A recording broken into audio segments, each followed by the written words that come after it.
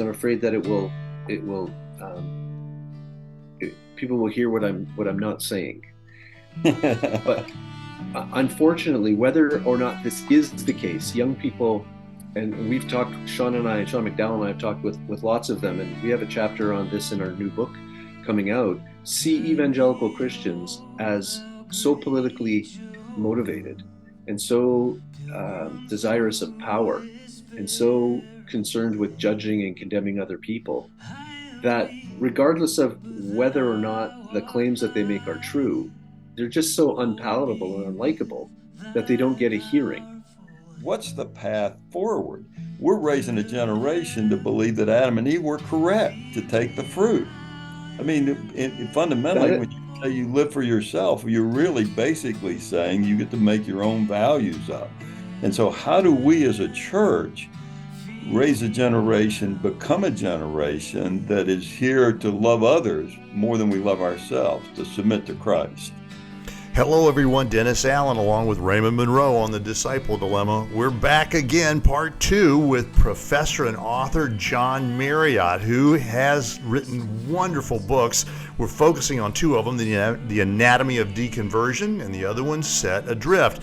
Today's part 2 is about Set Adrift, co-authored with professor and apologist Sean McDowell at Biola. We're talking about deconstruction. Can Christians do that? What does it mean to deconstruct exactly? What are the implications behind it? And how should we think about it as believers when our friends and family walk up and say that they're deconstructing?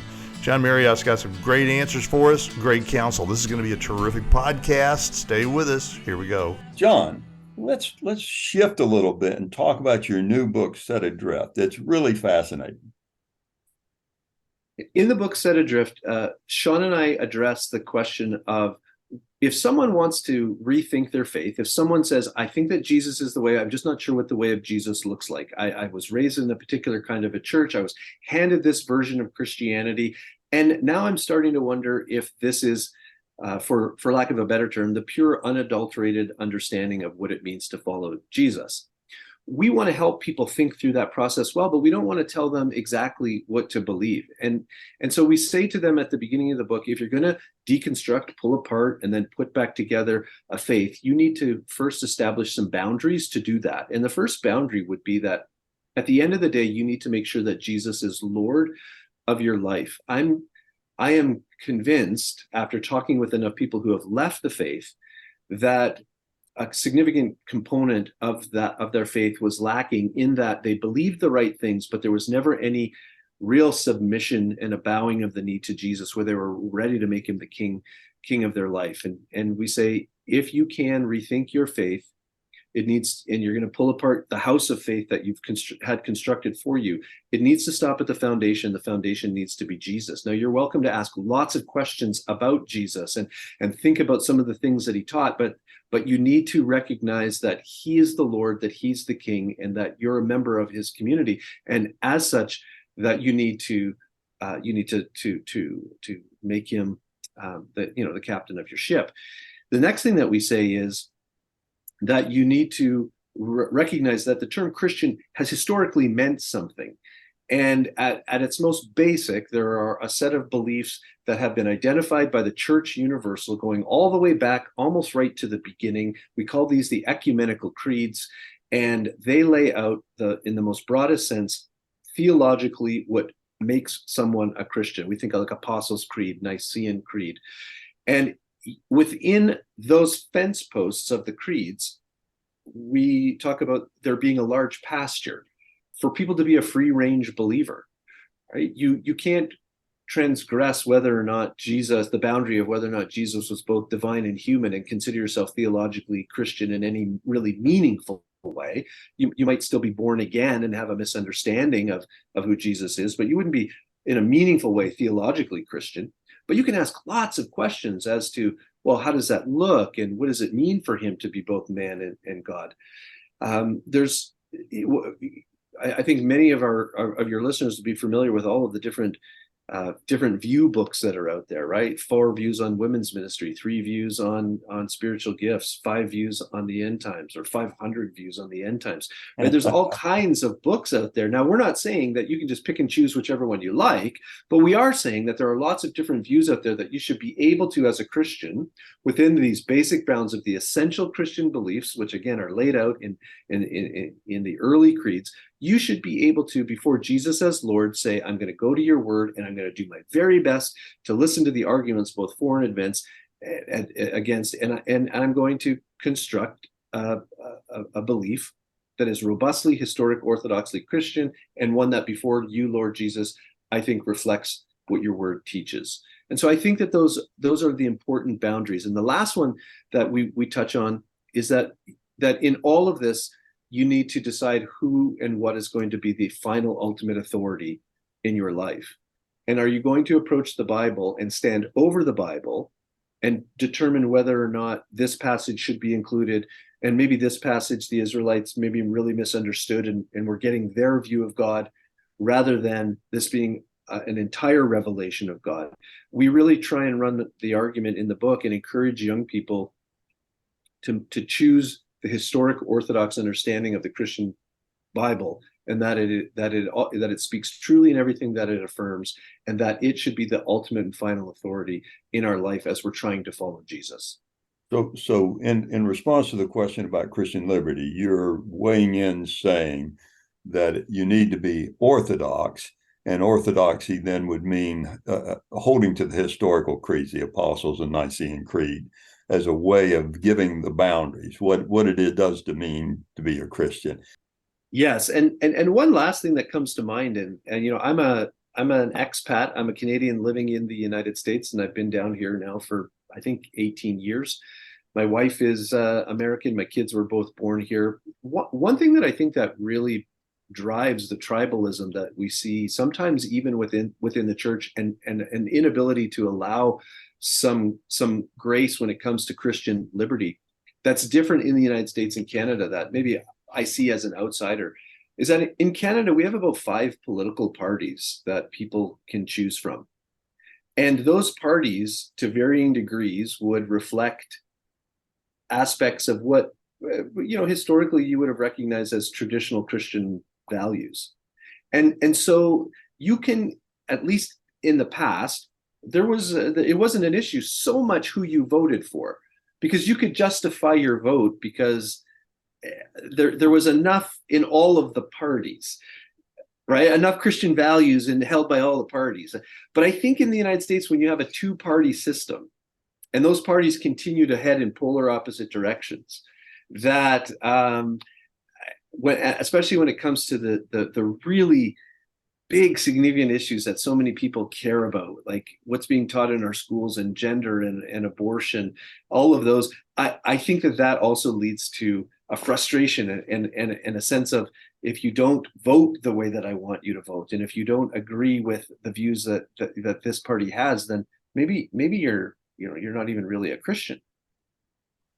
John, I'm thinking about something here, and I want to make a preface announcement to our group, and then I want to bring you into kind of talk about this a little bit. So, folks, we say this a lot on the Disciple Dilemma. We are not attacking churches. We're not attacking pastors. We're not attacking Christianity.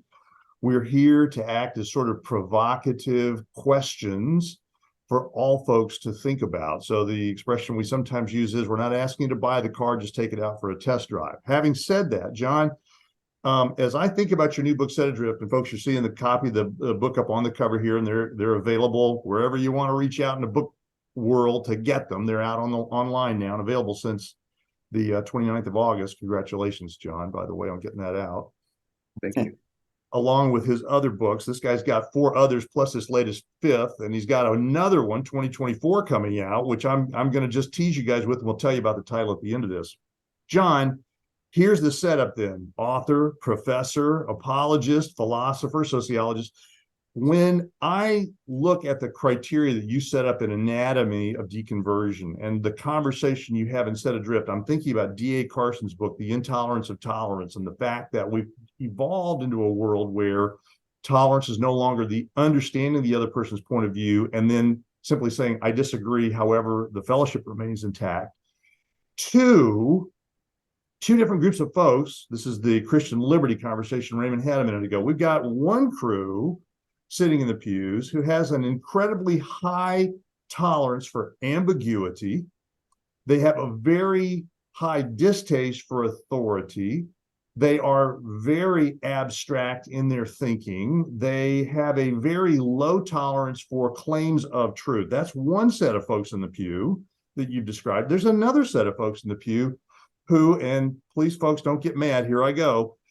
They have a very concrete, sometimes highly simplistic, highly specific, routinized answer for all questions, certainty of knowledge.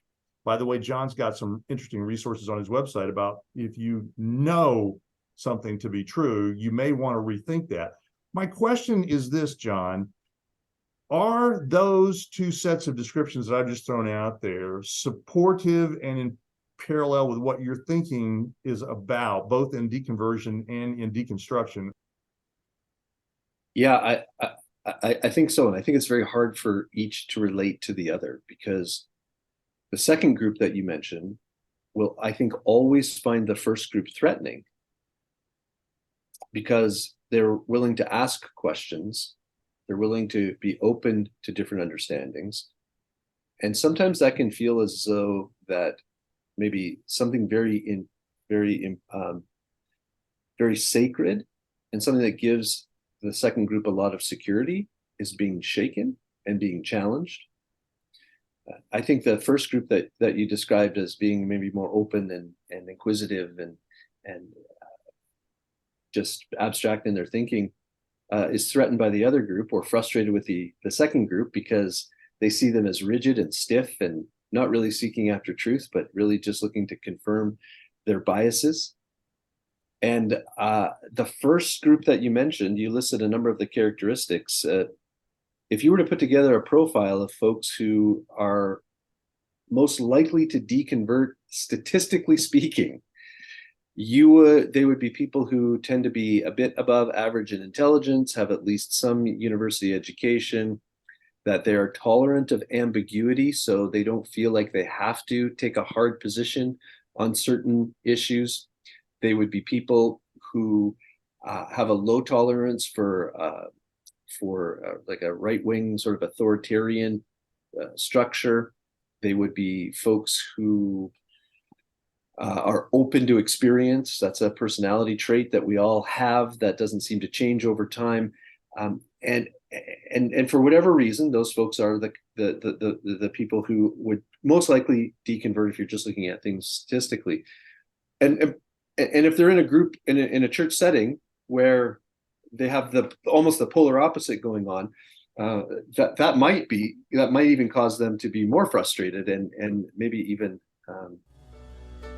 sort of speed up the exit process for them.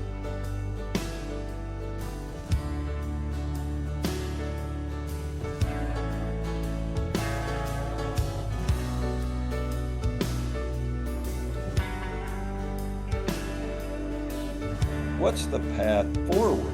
We're raising a generation to believe that Adam and Eve were correct to take the fruit. I mean, fundamentally, when you say you live for yourself, you're really basically saying you get to make your own values up. And so how do we as a church raise a generation, become a generation that is here to love others more than we love ourselves, to submit to Christ? Yeah, I think your observation is right on. I think that's exactly what we're seeing. We are telling young people that it is right to take the fruit, because then they'll be the ones who get to determine what's right and determine what's wrong. So I think that you're right on the money there, and I think it's incredibly attractive. I think that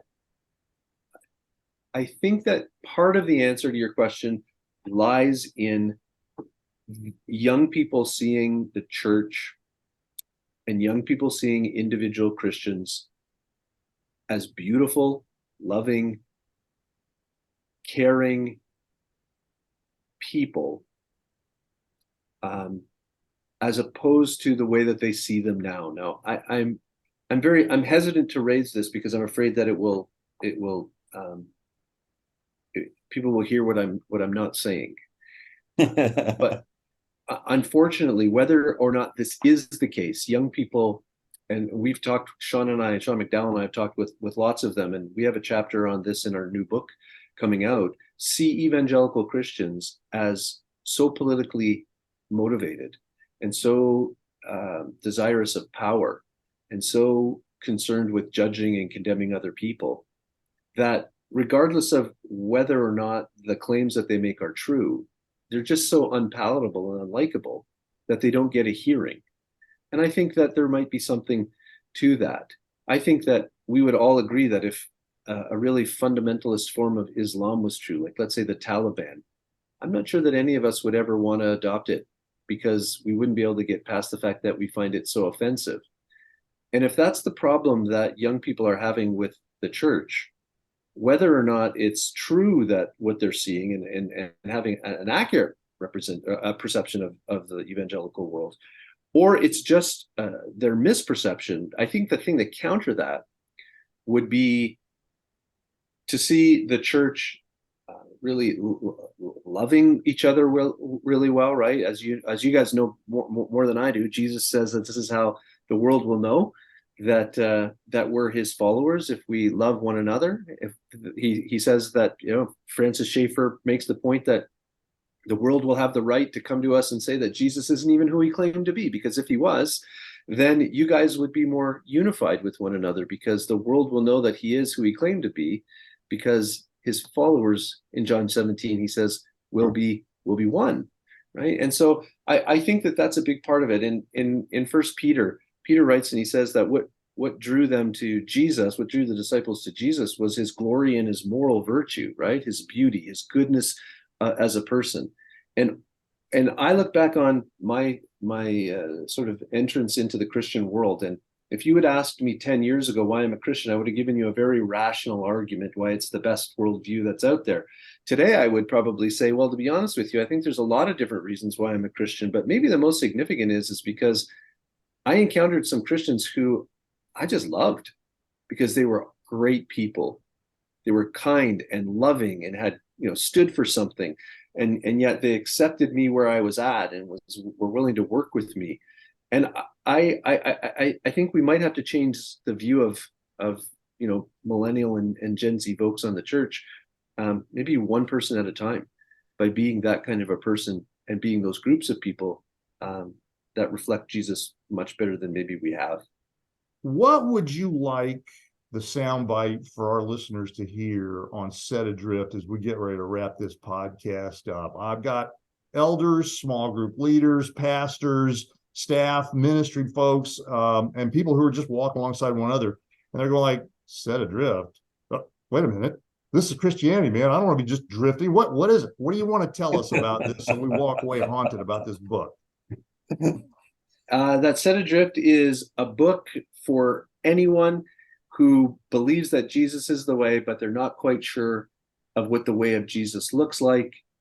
And its intent and its purpose is to help you rethink your faith in a way that allows you to land within the historic Orthodox Christian faith in a way that is reflective of, I'm trying to avoid using the word authentic, because that's the problem. That's the problem. But I would say that you're bringing up something interesting.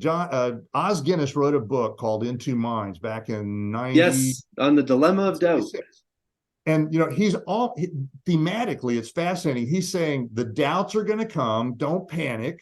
And just because it causes you to alter some of your thinking and the way you view things different than other people around you, don't panic. I think that's what I'm hearing you say. Yeah, that's exactly what I'm saying. If that's what Os Guinness said, then that's what I'm saying. John, as we wrap up today, folks are going to want to take a look at what you're doing. How do we find you on the website? And then, of course, let's talk also as you finish up about your website. Tell us what's on it. Okay, so you can find the website johnmarriott.org, and Marriott is spelled 2 R's, 2 T's, just like the hotel. So John Marriott, JOHN.org. The website's called Found and Lost, and it's for people who are struggling to maintain their faith and for those who are trying to understand why other people are walking away. And the resources that you can find there are for those folks who are afraid that they're losing their faith.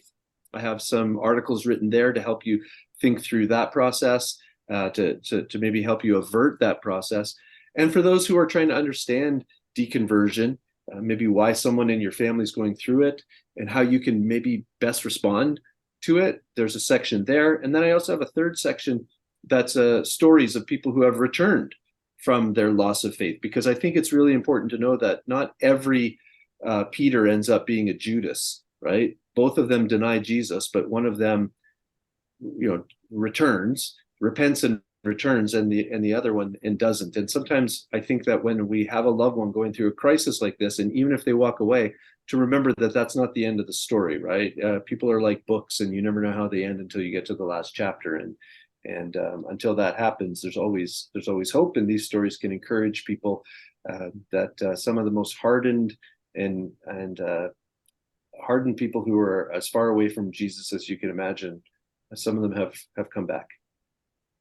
You have got to take a look at this website. And while John's been describing this, you've seen the marker for it with www.johnmarriott.org. And there's a lot of resources here. Don't pass this up. It's a fascinating walk. For parents, it will be very helpful for you as much as it will be for anybody who is having a faith crisis, as John described that. So please take a look at his website.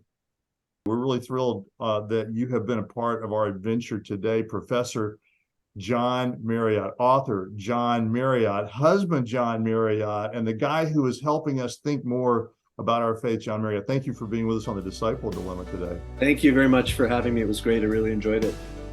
Would you help the church think more about discipleship? Would you help us get the conversation started to talk about the biblical discipleship Jesus gave us? Please follow us. Our website, www.thediscipledilemma.com. You can find us on YouTube, LinkedIn, Instagram, Facebook, and all the RSS feeds. If you'd follow or like us, you'll help us get leverage in the digital marketplace to talk about the fact that discipleship needs to be talked about. And as always, folks, thanks for listening.